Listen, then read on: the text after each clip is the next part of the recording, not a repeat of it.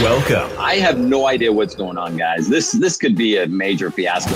to Lighting for Profits, your number one source for all things landscape lighting. Powered by Emery Allen. From lighting design, install, sales, and marketing. And I'm almost like, okay, is this where I get beat up in front of my friends? Like, what's going to happen? We discuss everything you need to know to start and grow a successful landscape lighting business. That's what I like. Now, here is your host, Ryan Lee. What is up? What is up? Gosh, it's my favorite time of the week. Tuesday, 5 p.m. Eastern, 3 p.m. Mountain, by the way. And I'm excited to be here every week. This week is a little special for me because my guests are here in Utah. You know, we don't get a lot of lighting talk from the West. A lot of people on the East Coast. And so I'm excited to have my guests with me today. It's going to be, see, we got to have some type of malfunction. We've got father-son team, Keith and Ty Rosser, joining me today from Utah, right here, not too far away from the Landscape Lighting Secrets studio. So I'm super excited. Guys, my name is Ryan Lee. I'm the host of Lighting for Profits, powered by Emery Allen. And if you are looking to start or grow a landscape lighting business, then you're definitely in the right place. I'm excited to have my guests on today because they've grown a successful business. And you know, it's not really ever about a destination. It's always a journey. So it's not that like they've achieved, but they've certainly broken through a lot of barriers and they've gotten a ton of success here in Utah. And so I'm excited to pick their brain and have them share some of the things that they've been able to achieve. So want to thank you guys for being here. Thank you so much for your support. I'm here to educate, motivate, to help you dominate in your area. Don't forget to subscribe, lightingforprofits.com, if you have not done already. I appreciate you guys. Let me know in the comments if you are here. So what is up, Manny? Good to see you here, brother. Glad you are joining from the YouTube. And yeah, and by the way, guys, I'm always trying to encourage discussion, questions, whatever, for the guests. Try to put them on the spot, try to make it awkward, but we don't get a ton of questions. So for those of you that do ask them, thank you. Thank you for that. What's up, Rob? How you doing, man? Good to see you. Can't wait to hang out with you in a couple months here in Utah. We're doing the first ever Landscape Lighting Secrets. It's a lighting mastermind here in Park City, Utah. Rob's going to be there. So if you want to hang out with Rob like I do, then you should come to Park City. So, guys, I want to thank Emery Allen for their partnership and really what sets Emery Allen apart. Okay, bulbs aside, they believe customer satisfaction should be the top priority, always. Emery Allen goes out of their way to ensure lighting professionals have access to the best light sources built with the highest quality components suited specifically for the landscape lighting industry. At the end of the day, it's what's on the inside that counts. Take advantage of Emery Allen's world-class customer service and 10% off your first order for new clients. So all you have to do is email tomg@emeryallen.com. That's tomg@emeryallen.com for more info. And remember, they do offer discounted contractor pricing. So email tomg@emeryallen.com and get your account set up today. What's up, Tom Garber? Tom Garber is with us right now. So Tom's a super nice guy. Listen, guys, just take the time, do it right now. I don't care if you're putting off something. Just email tomg@emeryallen.com because you probably already forgot when I told you last week. So just do it now. Get it over with. And I promise you, it's not going to cost you anything to shoot him an email, but it will cost you thousands if you don't email him. So he'll get you set up with the best pricing possible for contractors. Guys, before we have our guests on, again, we got a father-son team, Keith and Ty Rosser. Before we have them on, I want to talk about something. This week, actually, I'm delivering a training inside my coaching program, Landscape Lighting Secrets. And in the past probably 6-7 months, I've had different people come on and do the training, different vendors and experts and stuff like that. And it's been awesome because I was like, I don't want to do it. I want someone else to do it. But this month, I'm super passionate about something that I'm actually going to teach the training myself. And I want to share just a couple highlights, like the highlight reel with you guys today for supporting me. I want to give back to you. So, and don't worry if you are in the program. It's not like I'm giving away everything. Okay. We've got a lot more to talk about, but I'm going to give you guys the highlight reel if you're listening, watching, whatever it is. And the thing that I want you to think about when we're talking about mindset, before you tune it out, because most people are like, no, I just want to know sales, pricing, marketing, design, like all these other things. Like, the mindset is key. Like, do not tune this out. And don't think, oh, I've heard mindset before. For me, I want you to think about a mindset of gratitude. And I'll explain kind of what I'm talking about. But for me, I used to chase the money. My mindset was like my existence. Like, I felt successful if I hit certain things. So if I sold $100,000, I felt achieved, right? If I sold $1 million worth of landscape lighting in a year, then it was like, oh, okay, now I can accept myself. Now I can love myself. And I just chased the money. And I realized, and I used to hear people say like, oh, it's not about the money. Chase the money, you're not gonna be happy. And I was like, whatever. As you're flying on your private jet, telling me you're not happy, right? But honestly, the money is not going to make you happy. There's some things that I want to go over today that really can help you become truly happy. So, and I've studied this quite a bit. What's up, Jolene? Thanks for being here. Appreciate it. Oh, it's Vitae. What's up, man? Must be using your wife's account or something. All right. So I've studied this quite a bit. 90%, guys, 90% of your mind is subconscious. Okay. And that means only 10% is conscious, which means it controls 90% of your life. Right. And think about that. That means 10% of your decisions,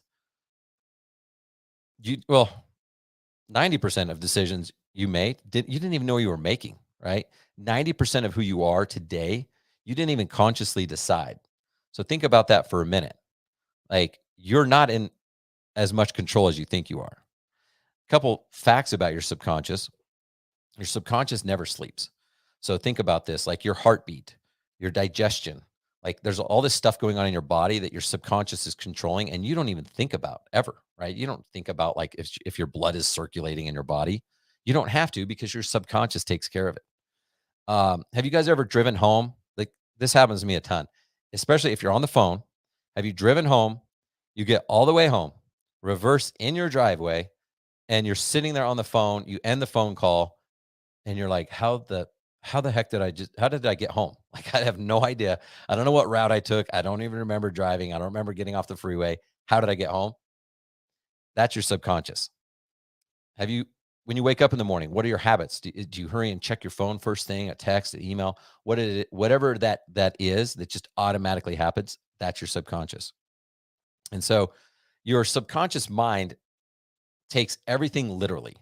So if you think, just even thinking in your mind that, you'll never succeed at this thing, you'll never succeed as a business owner, or you'll never make it to the $1 million mark, or you'll never make it to the $10 million mark or the 100 million. Or maybe you think, oh, there's no way I can charge $400 a light. Or maybe you think, oh, I'll never be able to do a $100,000 install. Guess what? It's likely never going to happen, because you're programming your subconscious mind that it's not going to happen. And your subconscious mind takes it very literally and will prevent you from getting those things. One of my favorite quotes that really illustrates this well is Henry Ford said, whether you think you can or whether you think you can't, you're right. I love that quote. I freaking love it. Anytime I am like having like a downer day or those negative thoughts, I think about that quote. And it's true. Like, whether you think you can or whether you think you can't, you're right. So just a couple quick facts. But why does this matter? Why am I even talking about this? Well, this right here, the mindset, okay, is the number one reason why people succeed faster or slower, or they don't succeed at all, right? And it truly is this, you guys. I have like mentors that they know they're my mentor. I have mentors that I just follow online, like influencers, people that I like their stuff, right? They have no idea who I am. And then I have like hired coaches, and I'm in masterminds. I'm in all sorts of stuff. And all the people that I see having massive success, and not just financially, but they're truly happy. Like, they're truly achieving their goals, and they're truly having an impact on this world. They understand this part of the game. They understand mindset. And it's not that they've mastered it, because in my opinion, you don't really ever get to master it, but they understand it and they work on it on a daily basis. And so I want to give you guys just a couple steps that you guys can work on starting today, not just be aware of mindset, but here's a couple things that you guys can do starting today, right? And the first one is just simply becoming aware. What is affecting you? Okay, so ask yourselves questions like this. Why do I do everything I do? Like, why? And Simon Sinek wrote the book, Start with Why. Why do I want success? Like, why do I want to sell $100,000 job? Why do I want to get to $1 million? Why do I want to get to 10 million? Why am I in the lighting business? Like, why are you in the lighting business? Why am I unhappy? Have you ever asked yourself that question? And not ask yourself that question when you're driving down the road listening to a podcast, but take some time, take an hour and meditate and think about these things. Like, why are you doing, like, what is the purpose of all this? And most of the time we don't have very good answers. Like, I don't know. I thought I wanted this, or I wanted freedom. Okay. Freedom comes up a lot. And then we realize, wow, we don't have freedom at all. We're trapped in our business. The very thing we created, we're trapped in, that was supposed to give us that freedom. But I'll tell you this one thing, that a kind of a common denominator that happens to a lot of us is we end up comparing ourselves to others way too much, way too much. And this is where I want to start talking about gratitude, because let me ask you this question. How much time are you spending on social media? Okay. Social media is like my business. The only reason my business, Landscape Lighting Secrets, exists today is because of social media. So I'm grateful for it. Okay. We talk about gratitude. I'm grateful for it, but it is definitely a love-hate relationship, because it is so distracting. It is bred to compare yourselves to others. And then you start feeling bad about yourselves. And then you can't have a positive mindset because you're influencing your subconscious negatively. Right. And so just think about that. Like, why are you doing this? Why are you unhappy? Right. So you want to ask yourself these why questions to figure out what is affecting you. Right. And then you'll discover these things, and then you'll figure out, okay, the next step is, how do I change? Well, my coach teaches a thing called objective thinking. And objective thinking is just removing emotions and look at the facts logically. So, the thing about the subconscious mind is it's very emotional. And your conscious mind, which again is only 10% of your daily decisions and your thinking, is very logical. So your conscious mind is very logical. So if you want to control 90%, the 90%, you have to take some of it and think logically. So basically, once you find out, why you are unhappy, this is a tool that will help you. So you could say, what is the next logical reason I am unhappy? So is it my unhealthy lifestyle? Is it my eating? Am I eating too much? Am I eating the wrong foods? Is it my drinking? Am I drinking the wrong liquids? Right? Do I drink too much? Do I not drink enough? Right? So for me, I don't drink enough water. Should you so what's the next logical step for me to be happy? If I know that comparing myself to others and seeing it on social media makes me unhappy, what is the next logical step? Delete social media, right? And I'm telling you that from a guy who's grown his business by you being on social media. But I'm telling you, that may be what you need to do. You need to take the hard look at yourself and figure out these steps. Now, if you can do these first two things, guys, you're in a situation, you're 99% better than, not better, but better off than most people, because you just figured out how to identify a problem and find a solution. And most people in the world are not capable of these first two steps. They really are not. They sometimes can identify a problem, but they can't find a solution. Sometimes they don't know what the problem is. And so their solutions are not even solutions. So step 3, then you got to ask yourself, what do you want out of your life? And this is important, guys. Where do you want to go? Like, where are you trying to go? When you get in your car, where are you going? Like, you always have a destination. Like, even if you get in your car and you don't know where you're going and you're just trying to blow off steam, your destination is going to end up back at home, right? There's always a destination. But in life and in business, a lot of times we don't have a destination. We don't know where we're going. And so if you don't know what things you want, and you can list these things out, like, what material things do you want in your life? It's okay to talk about material things. It's okay, right? What character qualities? If material, from a material standpoint, do you want a big house? Do you want a Lambo? Like, if those things are important, list them down. If they're not, don't. But what material things do you need to make you happy? What character qualities? Do you want to be more patient? Do you want to be more giving? Do you want to be more kind? Like, what are those character qualities that you want? Design your dream life. This is so critical. You have to map this out and decide where it is you want to go. And something that helped me was figuring out, what don't you want to be? Because sometimes we have a hard time deciding what we want to be. But for me, see, I grew up single mother, and my dad was not present, right? My dad's an alcoholic. So for me, it was like, I didn't know necessarily what I wanted to be, but I knew I wanted to be a good dad. I knew I wanted to stay married. I knew I didn't want to be an alcoholic. So it's easy for me to create habits around that and a lifestyle that supports that because I know the direction I want to head. And again, I figured out the direction I wanted to head because the direction I knew I didn't want to head, right? So pick a spot, a destination where you want to be. And this is so important because this is where most people get off track. They're headed a direction that they don't even necessarily want to be. They're on the wrong trail. And if you don't identify exactly where you want to go, then most of the time your first step is in the wrong direction. And you're traveling down a path that you shouldn't even be on. And you're getting advice from people on a completely different path that you don't even know where you're going. So you have to identify this. Step 4, you got to make the change. And you have to really create your new identity. This is going to sound weird. It sounds weird to me when I read it, but I've done this, you guys, and it's so powerful. So list out, what do you believe about yourself? How were you raised? What were you taught as a child? And question those things, right? I was raised about certain beliefs about the world. My beliefs are different now because I have experience now. I have beliefs combined with experience, right? And this is important because this is when you're going to come out with your new version, your version 2.0, right? And trust me, I'm on like 20. This is like Ryan Lee 26.2 right now. I keep coming out with new versions because of more experience, right? And that's okay. You can do that. A lot of times people tell you to stay true to your roots and all this other stuff, but I'm here to tell you have to keep reinventing your identity and figuring out where you want to be and what makes you happy. What's up, James? Good to see you, man. Thanks for being here.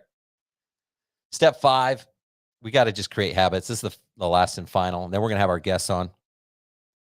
This is your subconscious, guys. Your habits are your subconscious, and you can train.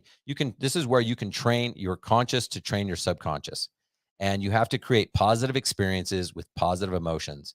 This is how you win the game. So start with small habits, and like one of my small habits is no social media on Sundays because I truly cannot stand it, right? And like even like tonight I won't because I got a busy night with the kids. We've got like a choir concert. I got my son's baseball. Like I won't even have time for stuff like that. But other nights where I'm just at home and I'm supposed to be spending time with the family, let me just pull out my phone and scroll, right?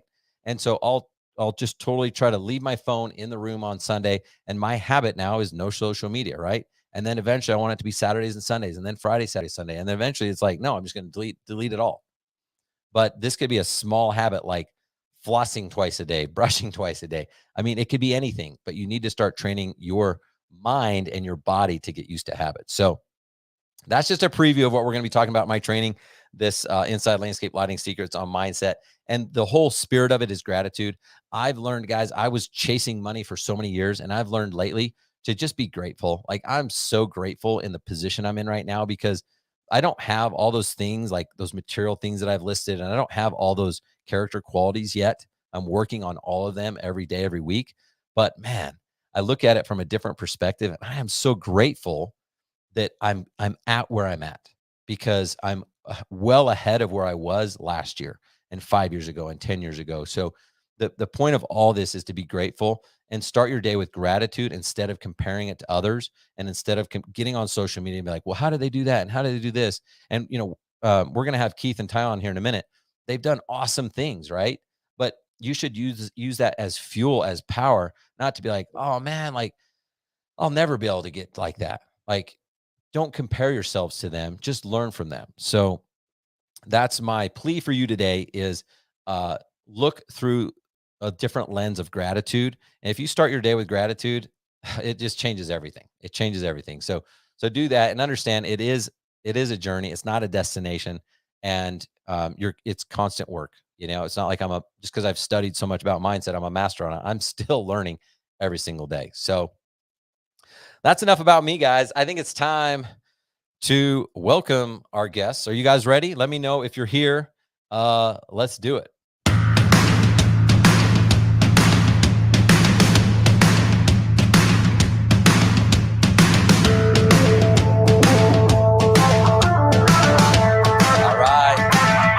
Ready?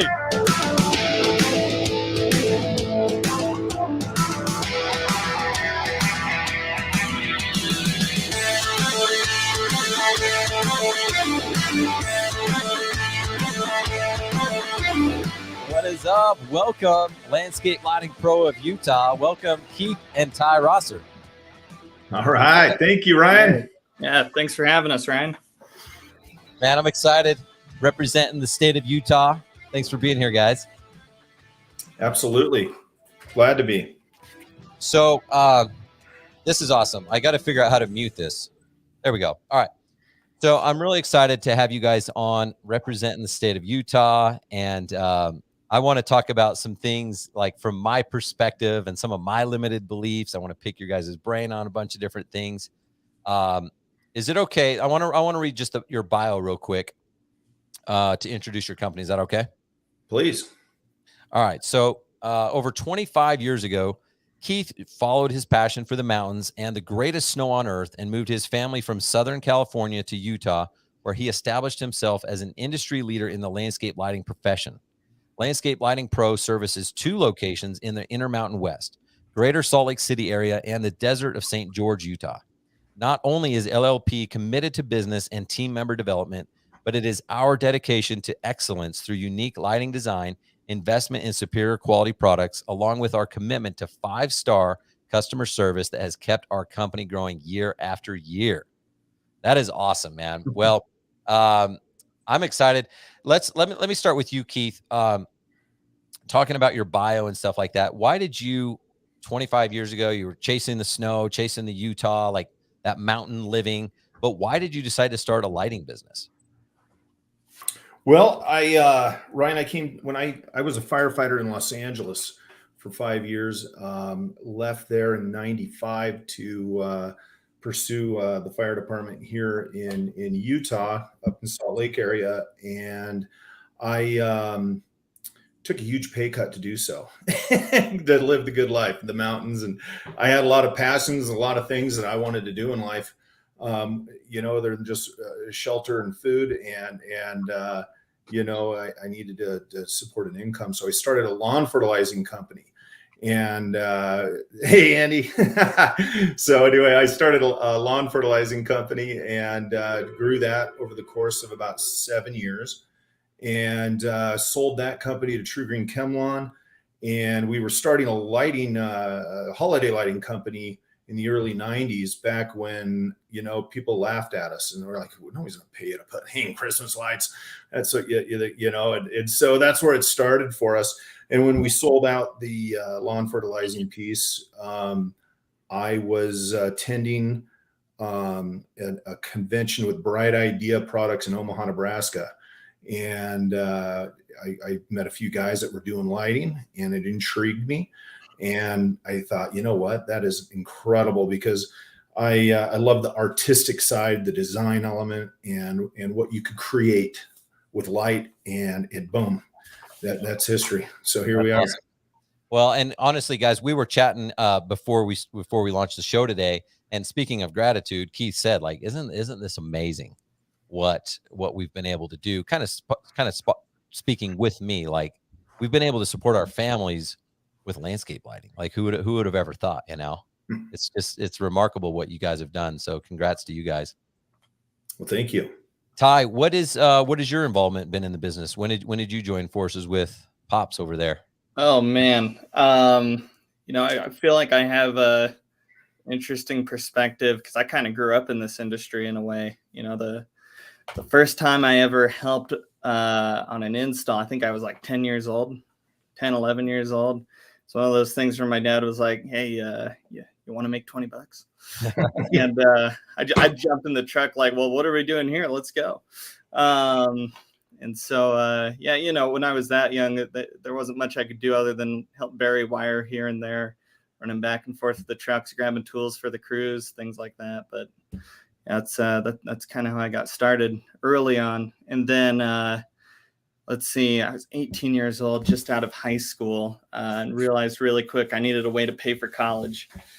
And it was one of those things where, I went and talked to my dad and said, "Hey, can I have a job working in the family business?" I guess it wasn't a family business till I asked him that question. But he said yes, but he had 2 rules. He said, need to be a full-time student or graduated, otherwise you're fired.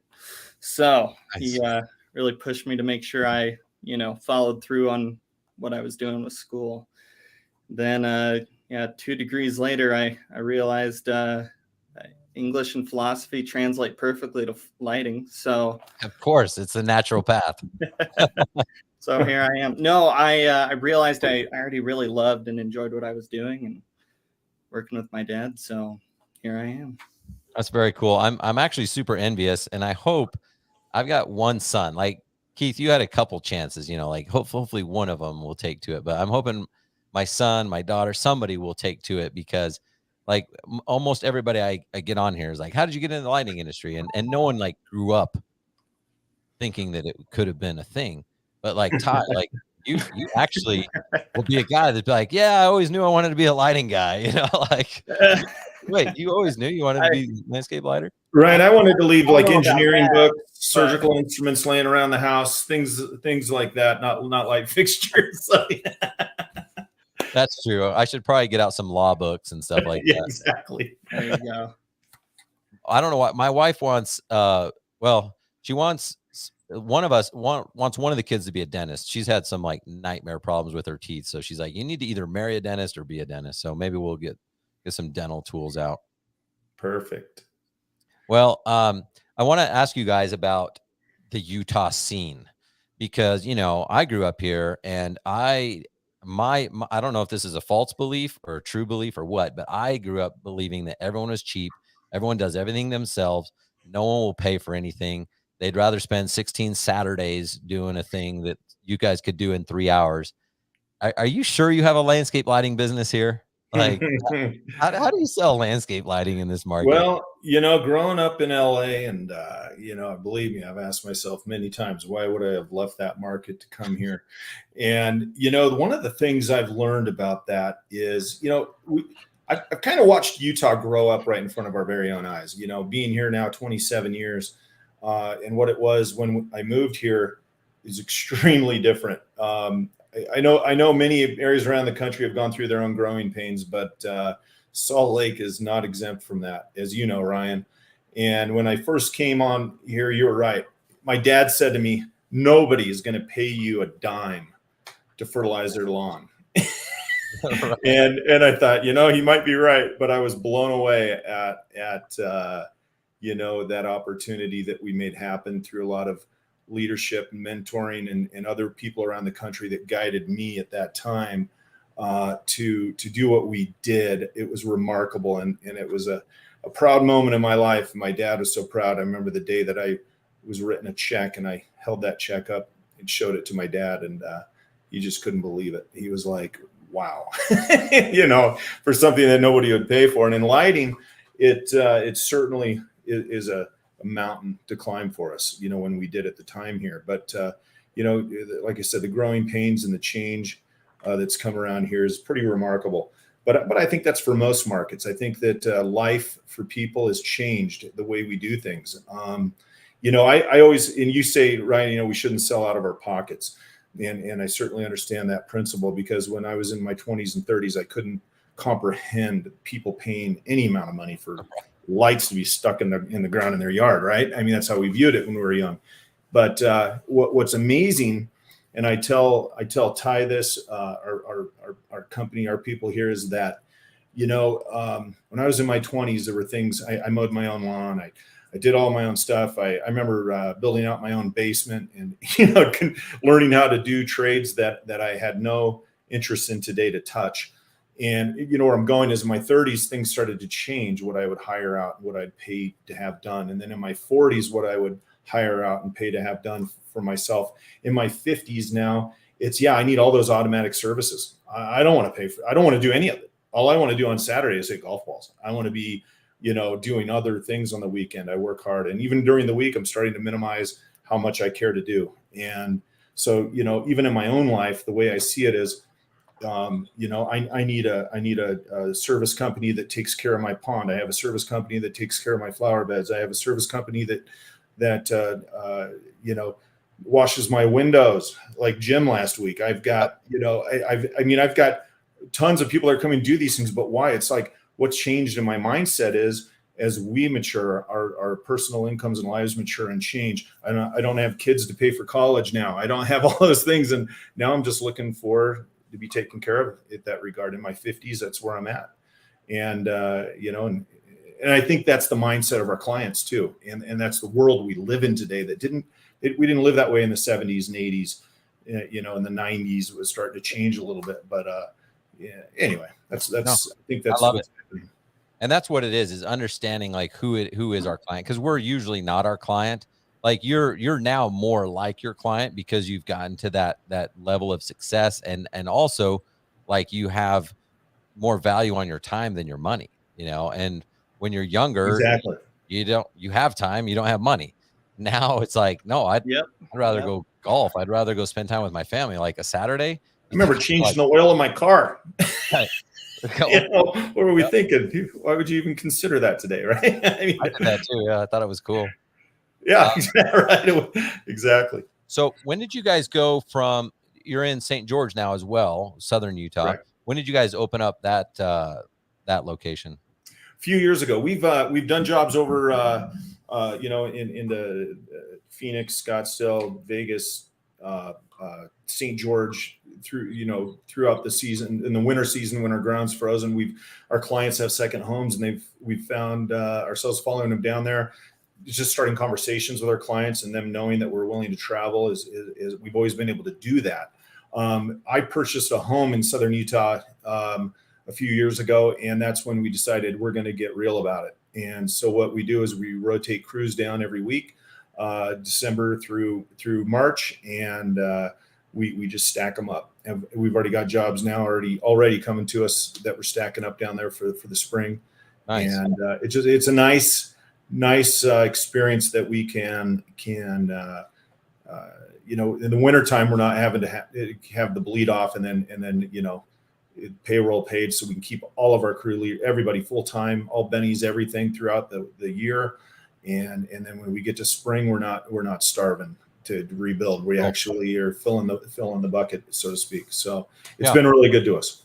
No, thanks for sharing that. I know I've got, clients and even non-clients, like people throughout the country where they're like, man, what do I do when that happens? And I think you guys have solved that problem pretty well. When it gets cold, it's like, then there's some years, maybe this last year, you guys can almost work year round up north here. But sometimes it's just frozen 3 feet of snow, but a few hours south, you can get quite a bit of work done. So that's cool. Yeah, it's worked well. Keith, what is your involvement with the business today? What's your role, and what does a day and a week look like for Ty Rosser? Well,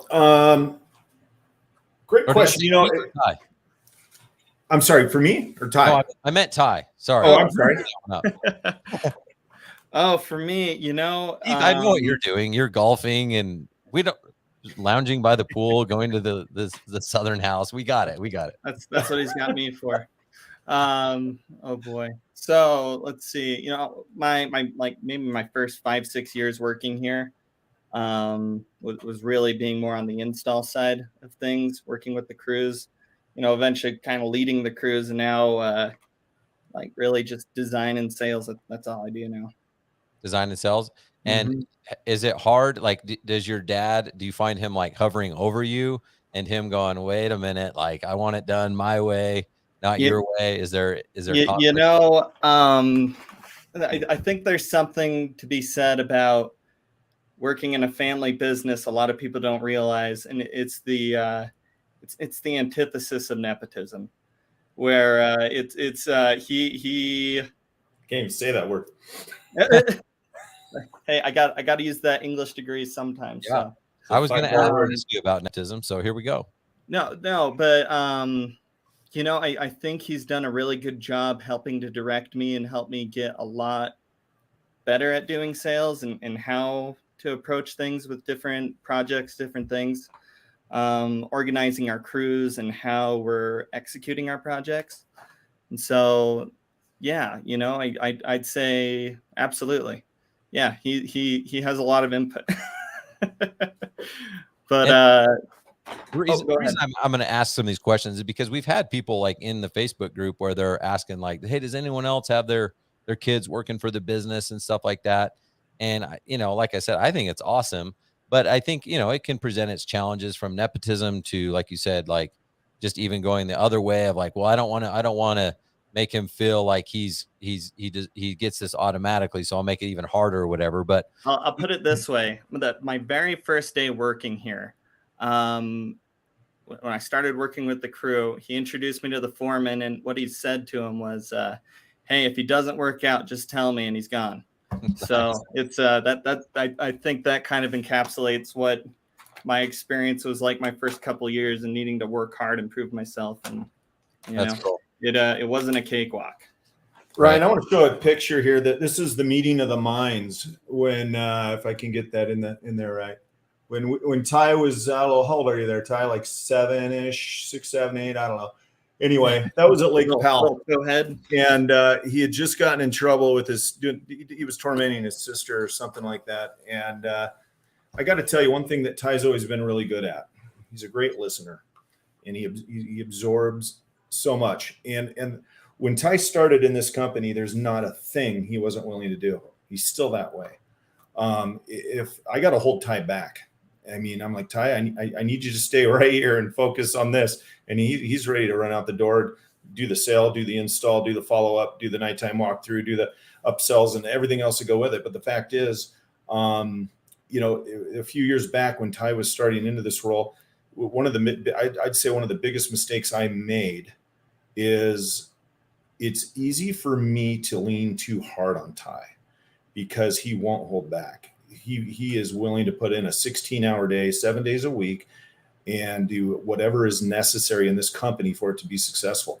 And as a flaw, and as my advice to anyone out there who maybe understand where I'm going with this is that don't do that. I had to really take control of myself in that regard and not allow Ty to burn himself out. And sometimes I wondered if he was just working so hard because he wanted to please me and show his value or worth, or he never wanted the employees to think that, he's the boss's kid, so he gets away with everything. But what I had to do is really, in the last few years, is put Ty in his lane and keep him there and develop him on the business acumen and the development of this company. And that's what he is really gifted at. But he has too much fun out there installing fixtures and working with the guys and climbing ladders and, climbing trees and everything they do.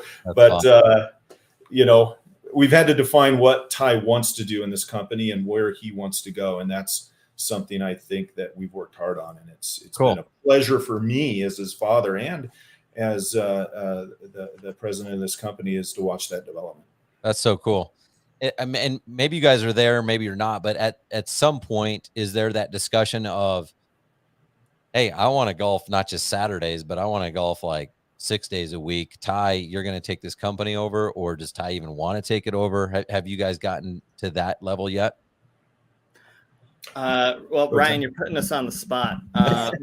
This is actually this is actually a therapy session. Your wife called me and she wanted me to really kind of do an intervention for you guys. I don't doubt that. You know what? I'll say this. I can't see myself doing anything else. I love what we do, and this is something I'm really passionate about. So, that's my intention one day to kind of slowly start taking his hands off the steering wheel, and cool. I think that's where we're heading. Yeah, that's cool. Absolutely. Yeah, I think it's important because you just assume sometimes that those things are going to happen, but if Ty's not the entrepreneur but more the technician or the manager or whatever, then maybe that doesn't make sense. But if he is an entrepreneur, then, definitely get him to that level. So I want to ask you guys, the level you're at, I don't know exactly numbers and stuff like that, but I know you guys are doing quite well. Is it easier running the business now at this level where you have more staff with technicians and now you got multiple salespeople, you've got someone answering the phones? Is it easier now, or was it easier back before you had all that? And it was like, man, there was less to manage. Yeah, much easier now. Yeah, I'd say so. I'll say this: when I was working in the field and I was installing the lights, there's a lot less heartburn, if that makes sense. Yep. There was a lot less work that came home with me every night, whether I'm meant to or not. It's but I would say that with wearing a lot less hats than we used to, for sure.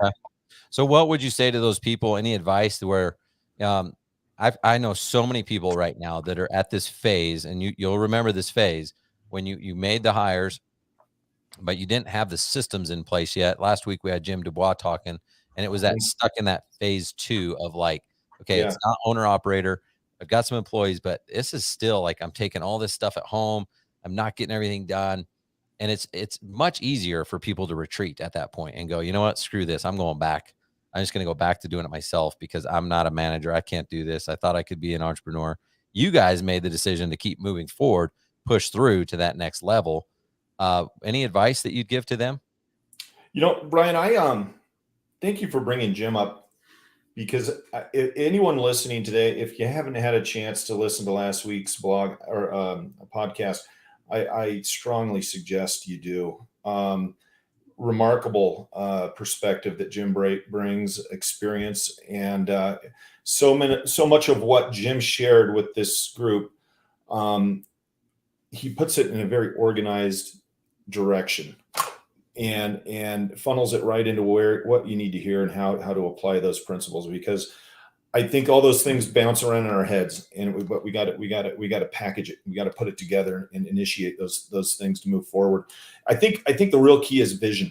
You got to have vision from the very beginning. Where do you want to go? Where are you trying to take this vessel? And I think mentors are huge, and people that have done these, whether it's just like Jim in window washing, or the other gentleman with the garage floor surfacing company and these pieces. I mean, I love what Jim said about a Fortune 500. If you're not running your company like one, then you're not running it right. And there's reasons why we need to build systems and pieces in place, because just as Ty said, building those systems and the things that we've done, it creates a calm.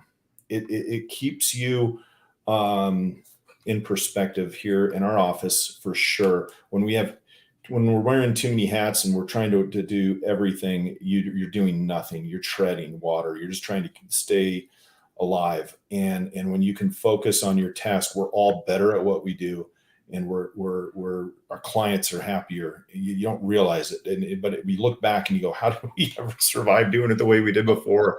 When I was working with a cell phone in my hand and running everything and trying to do it all. I had a client call me one time, and they said, Keith, you put these lights in, your crew left. We got an invoice. We never heard from you again. And it was like, wow. And, that's when it hit me hard. And that's when I was trying to be a fireman and trying to be everything and do it all. And I couldn't do it all. But it was like, it really hit me like, wow, we're screwing up. And we had to get our act together. And mentors have helped me dramatically since those times. Whether, it's some of yourself included, Ryan, you're great at what you're doing here for this industry. And, Jerry McKay, great mentor of mine that's helped me and many others with the Lighting Summit and in that facet. Guys I've met through there and networks, just like the networks you're creating that help people really build their base and their structure. Ty, in fact, I don't want to take all the time here. I had an experience last week. I was out to dinner with a good friend of mine who's a retired executive, president of a company of 15,000 employees. And he climbed that company at a very young age. And he always asked me how Ty's doing and what we're up to and what we're working on. And I said, Scotty, I had a really interesting conversation with Ty last week. So we've gone through some growing pains on our end here that, every company does. And one of those experiences in bringing in new roles and new pieces, I was getting carried away and forgetting about a bunch of pieces. And Ty a few weeks ago says, Dad, we need to, or Boss Dad, he calls him, Boss Dad, we need to establish some chain of command here, because I'm starting to lose focus on where we're going. And he was dead right. I'm glad he called me out, and we had to establish that and make sure we were following, because sometimes as boss dad, I will just go right to the horse, whatever communication I need. And I should have been going right through Ty on that communication, allowing him to carry that out. And I shared that with my friend Scott. And he said to me, he leaned forward and he says, he's ready to take your company. You know that. And I just love that perspective. But anyway, mentors, different things that I experienced through that. They really inspire me and they direct me. And Love that. Great. Well, like you just shared a lot of awesome stuff. And I think people don't, I think a lot of people are going to take that and run with it. And then some people are going to be like, okay, yeah, that's fine and great, but I'm too busy. You know, like, yeah, well, my main guy quit and I've got to do the install and I got to do the sales and I don't have time to work on my business. And I understand. What advice would you give them for that? Keep the vision. You're going to have days where, yeah, I get it. You got to throw your hands up in the air and abort all your plans and put out the fire that's in front of you. I understand. And that still happens, I think, at any level. Life can come at you in ways that you don't expect. But keep the vision, keep the focus, continue building the goals, working on them. And it's a slow burn. It doesn't happen overnight. It's the blueprint. That's something that we talk about sometimes is you need a blueprint. You need a game plan for how you're going to structure the business or the chain of command and how the different pieces work. And as long as you're trying to follow the blueprint, I feel like I can feel it. I can feel when we're getting off track. And, it just, I think it also gives you a goal to focus on rather than, the immediate things. You start thinking about the long-term things. It's not a sprint, it's a marathon in what you're trying to achieve those goals. So love that. Well, what I'm taking away from this is awesome because you guys have a blueprint. You have enabled, when I say you, like maybe Keith, you have enabled Ty to be able to call you out. He knows the vision too. Like everybody in the company knows the vision. And so if it's getting off track, then your team members can call each other out and be like, hey, this is not happening. And I think that's huge because a lot of people don't know where they're going. That's why I opened the show with is like, where are you headed? Most people don't know. They don't know the vision. They don't have the blueprint. So they don't know where to go and they don't know if there's a problem. Where you guys have your blueprint right in front of you. You've got it memorized and okay, we're getting off track.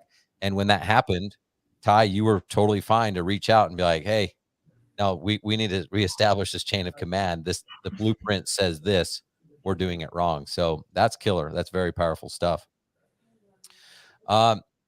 Let's talk about, let's see.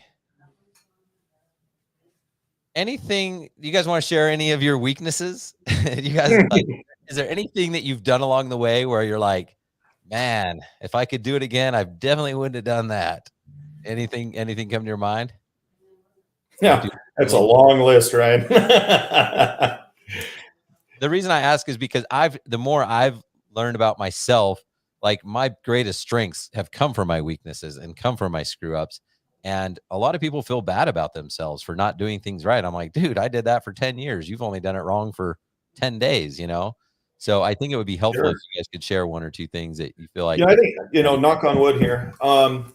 I think one of the things we did well from the start was we've always put investment in our products.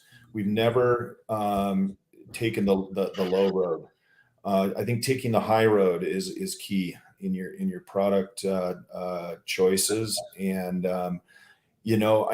everything from your connector to your to your LEDs to your all the way down the road. I mean, just take the high road and do the right things by your clients and one of the things I tell our guys in the field when they call and ask a question, I'm like, hey, what direction you want us to go with this? You want us to go this way or that way? If there's ever a question, I always tell them, you're the homeowner, you're paying this company X, Y, and Z. What would you expect? And how would you want that done? And it seems like they always make the right call when I give them that direction, and that serves us well in that regard. As far as one of the things I think COVID did for us is that I really, it's hard to say. I don't want to say I appreciated what COVID did for me, but obviously we all know with the outdoor environment and the people investing in their homes, and we could have never predicted this. One thing we struggle with the employment, right, in hiring and retaining our employees is we've been really fortunate. And I think what COVID did for us is it forced us to really invest in our people. Really look at the culture, what we create within our walls, and how can we control that? Because I can't control it. What's outside, I can only control that. So we really worked hard these last few years at building a better atmosphere. We have better culture, a better everything. And by doing that, like I say, knock on wood, we haven't lost an employee in over a year, and they're thriving, they're doing well, they're happy. We guys are.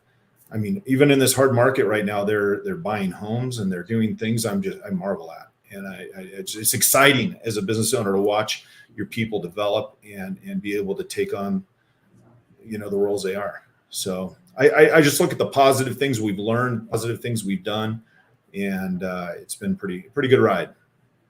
I'm actually glad you brought that up, because when I ask myself the question, what is something maybe I wish I would have done differently? I think about it as my team members. I'm like, I didn't put enough stock in the team that's getting you there. And it's like, exactly. Man. And when you have a moment like COVID or whatever it is, where you can pause and reflect and think about it, and the economy changes and these things make you to do it.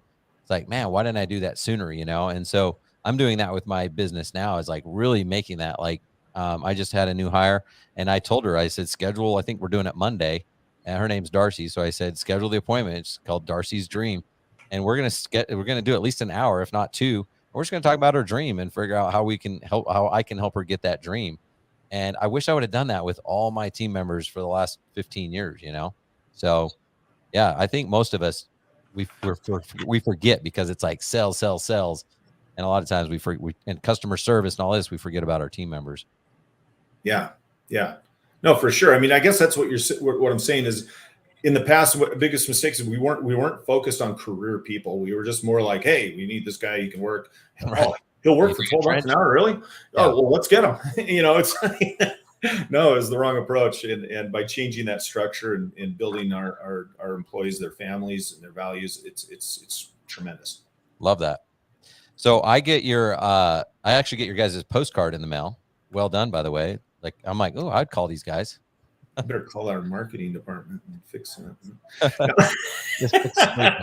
You're doing okay then, Ryan. So I get it. But where do you guys get the majority of your leads from?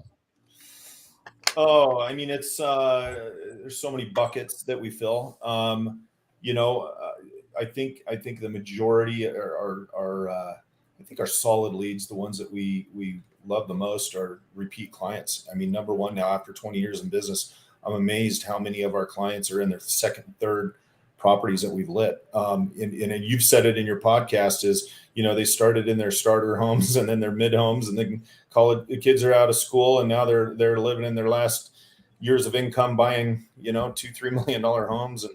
And it's pretty unbelievable.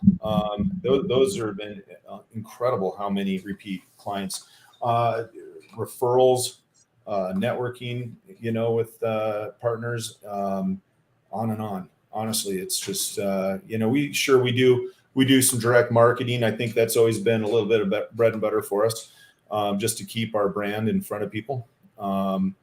It's everything from, we work with our techs. We have meetings talking about, hey guys, when you're doing an install and, Mrs. Smith or whoever across the street is bringing in a trash can, and you see them, to say hello, don't be afraid to give them a hand and do anything, or introduce yourself and let them know, hey, our truck's going to be here for a few days. If we're parked in a difficult area, just let us know. We'll be happy to move, or whatever. Find a way to just say hello, be kind, and make a contact, so people take time to know who we are and why we're there. It's a lot of pieces. There's so many pieces. It's the marketing puzzle, of what we do. Ty says, oh yeah, my English degree. Yeah. Well, Ty's the guy who's written the majority of our blogs. He's no longer doing that, because we've switched gears and we have someone else assigned to that now. But Ty writes industry-driven blogs. He used to that. It's incredible the depth of those blogs and the content and how that really drives a big piece of our engine. That's awesome. Are you guys still? Is somebody else still doing it? Are you like? Oh yeah, how often we're are you still doing a new involved. blog? We try to at least weekly. Cool. And have for I don't even know how long now, 10 years, something like that, or longer, 12 years.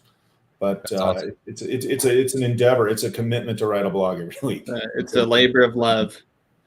Big time. But there's all these debates about SEO, like, is this black hat? Is this good? Is this bad? But one thing is always going to be constant. Google's always going to want to pair their client up with someone who they think is a good match.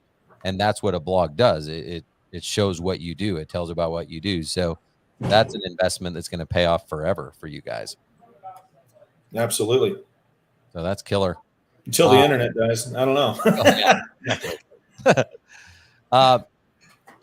I asked you this. I don't know if you remember this when we met up a while ago.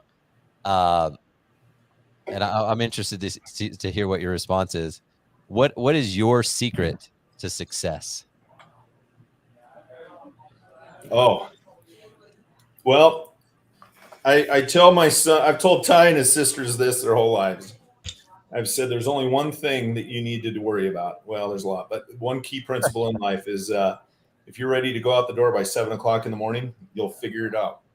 You got the whole day to figure out what you should be doing, but just have drive, get up and go. No one's going to do it for you. Yeah, I actually love that because it's like there's so many people that are asking all the probably right questions, but they're all the wrong questions. Like, what do I do this? What do I do that? And they feel like they can't take action because they don't have all the answers. But it's like, man, just get up, get out of bed and go to work and make something happen. That really is a key to success for the majority of people. And it's definitely undervalued for sure. Oh, the elephant's one bite at a time, right? The old saying. It's really true. It really is. Yep. Yeah, big time. So, what are your plans, Ty? Are you going to walk into Boss Dad's office and be like, "All right, so seriously, when are you going to retire? When are you going to golf more? I'm ready to do this." I guess I have a lot of mixed feelings about it because I mean the truth is I feel kind of lucky I get to work with my dad because we get to spend so much time together. That's awesome. And I granted work is the biggest thing that we talk about, but still it's something we bond over. It's some at the dinner table we get cut off. It's like, all right, no more work talk. I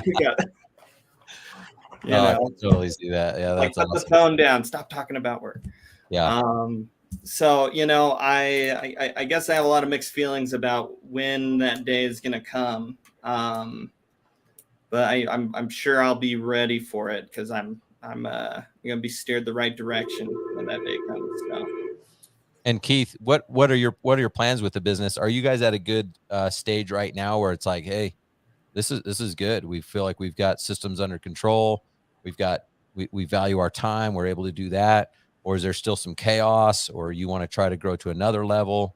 I think there's always a little bit of both. A little bit of chaos, a little bit of wanting to go bigger, a little bit of just wanting to refine better at what we do. I really love what I do. I love lighting design. I love working with clients, and I think it's tough for me to just walk away from that because I'm not ready to stop. I enjoy what we're doing. Ryan, I'd love to give Ty some advice. I don't know if I've ever shared this with Ty. I've shared it with other people in this industry, though, that have spoken. He shares a lot of advice with me. Yeah, probably too much. But Ty's stepmom. She and I have been together quite some time, and she said to me when we had just gotten married and work in fire department. I'm burning the candle both ends. Had a nighttime walkthrough thing I had to go do back when I thought I could even take my own photographs and figure it all out. And I'm out there. I get back home. It's 11 at night. Had to be at the fire shift next day for my 48-hour shift at 7 in the morning.